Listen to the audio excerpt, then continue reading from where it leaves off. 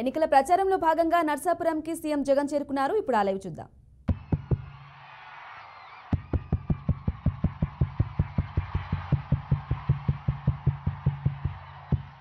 నర్సాపురం సిద్ధమా? సమయం 12:15 మిట్ట మధ్యాహ్నం.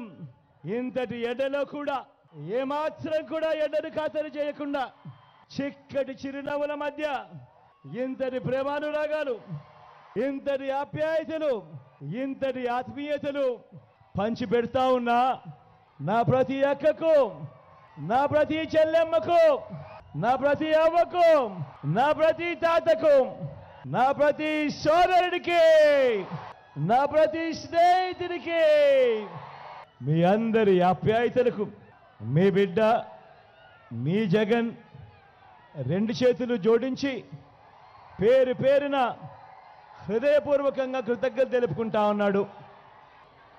మరో 10 రోజుల్లో జరగబోతా ఉన్నాయి. కురుక్షేత్ర యుద్ధం జరగబోతా ఉంది. మరో 10 రోజుల్లో జరగబోయే ఎన్నికలు కేవలం ఎమ్మెల్యేలను, ఎంపీలను ఎన్నుకునేందుకు జరగబోయే ఎన్నికలు కానే కావు. జరగబోయే ఈ ఎన్నికలు రాబోయే 5 ఏళ్ల మీ ఇంటింటి భవిష్యత్తును, పథకాల కొనసాగింపును నిర్ణయించబోయే ఎన్నికలు. ఈ ఎన్నికలు అన్నది ప్రతి ఒక్కరూ కూడా గుర్తుపెట్టుకోమని కోరుతా ఉన్నాను మీ అందరితో కూడా. ఈ ఎన్నికల్లో జగన్కు ఓటు వేస్తే పథకాలన్నీ కొనసాగింపు, అదే పొరపాటున చంద్రబాబుకు ఓటు వేస్తే పథకాలన్నింటికీ ముగింపు, మళ్ళీ మోసపోవటం ప్రతి ఒక్కరూ కూడా జ్ఞాపకం చేసుకోమని అడుగుతా ఉన్నా. అదే పొరపాటున చంద్రబాబుకు ఓటు వేస్తే మరోసారి మోసం చేసేందుకు సాధ్యం కాని హామీలను ఇస్తా ఉన్న చంద్రబాబును నమ్మటము అనంటే దాని అర్థం కొండ చీలవ నోట్లో తల పెట్టడమే అనేది ప్రతి ఒక్కరూ కూడా జ్ఞాపకం పెట్టుకోమని కోరుతా ఉన్నా. పొరపాటున చంద్రబాబుకు ఓటు వేస్తే మళ్ళీ చంద్రముఖిని తలుపు తట్టి లకలక లకలక అంటూ మళ్ళీ 5 ఏళ్ళు మీ ఇంటికి మీ రక్తం తాగేందుకు వస్తుంది అన్నది ప్రతి ఒక్కరూ కూడా గుర్తుపెట్టుకోమని కోరుతా ఉన్నాను. ఈ సందర్భంగా ఈరోజు నేను మిమ్మల్ని అందరినీ కూడా కోరుతా ఉన్నా. రాష్ట్రానికి 3 సార్లు ముఖ్యమంత్రిగా చేశానంటాడు ఈ పెద్ద మనిషి చంద్రబాబు నాయుడు. రాష్ట్రానికి తాను 14 సంవత్సరాలు ముఖ్యమంత్రిగా చేశాను అని అంటాడు ఈ పెద్ద మనిషి చంద్రబాబు నాయుడు. నేను అడుగుతా ఉన్నాను ఈ సందర్భంలో, రాష్ట్రానికి 3 సార్లు ముఖ్యమంత్రి అంటావు, 14 ఏళ్ళు సీఎంగా చేశానంటావు.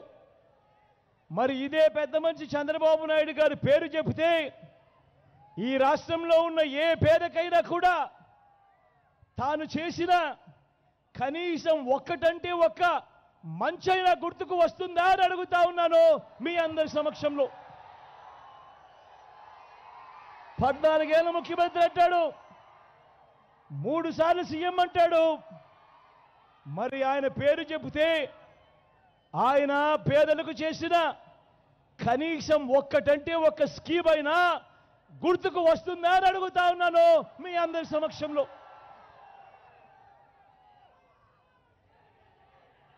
మరో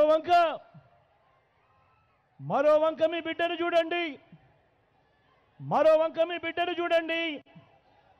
మీ జగన్ స్కీములను, మీ బిడ్డ స్కీములను, మీ వైఎస్ఆర్సీపీ స్కీములను చంద్రబాబు 14 ఏళ్ల పాలనలో ఏనాడైనా కూడా ఇలాంటి స్కీములు ఇచ్చాడా అన్నది ప్రతి ఒక్కరూ ఆలోచన చేయమని కోరుతా ఉన్నా.